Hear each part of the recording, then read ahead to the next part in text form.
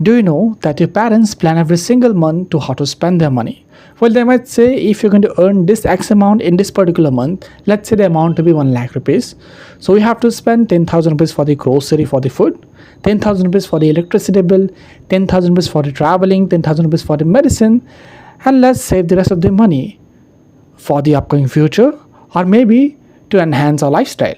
So now let's take this thing into national level. Let's say India and the ruling party of India is Bharatiya Janata Party, right? So now the finance department of India is further going to speculate, means they are going to calculate how much money India will earn this year through taxes. And after the calculation, they found out India is going to earn 1000 crore this year.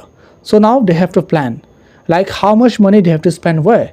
Let's say they're going to spend 100 crores in education, 50 crores in building roads and railways, other 100 crore as a salary for the armed forces and the police department for the safety, other 100 crore to buy medicine, to build more hospitals for people and to hire more doctors. So that's how they're going to further plan how to spend their money, which they're going to earn this year. So, it is not like the amount that they have earned. It is like the amount which they are going to earn. So that much they have to spend for the rest of the year.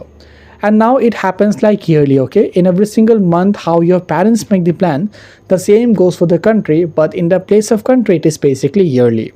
And this one planning is actually known as budget. So now we have to understand one thing, that why budget is so important.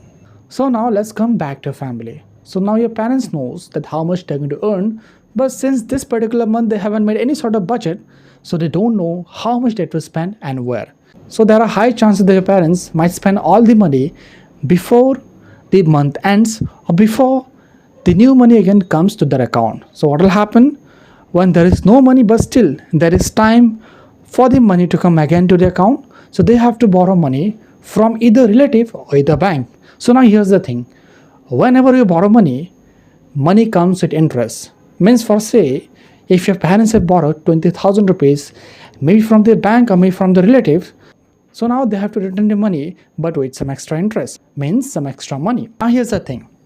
If they can pay back the money in the upcoming month, that's really fine. But what happens if some sort of emergency comes and they are not able to pay the money?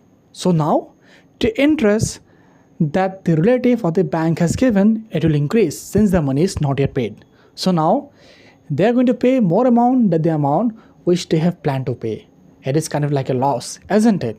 So now let's come back to the nation, where when the nation spends more than the amount that they have earned, now they have to take loan from other nation or loan from bank.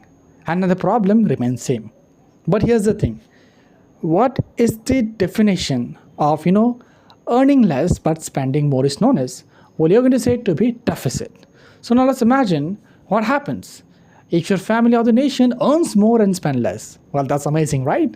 Now they can spend something more to have a better life. So now that is going to be said as surplus. So now all the families and all the nations tries to increase the surplus and decrease the deficit. And that's all for now. And I'm going to see you in my next video. Till then, learn more, grow more.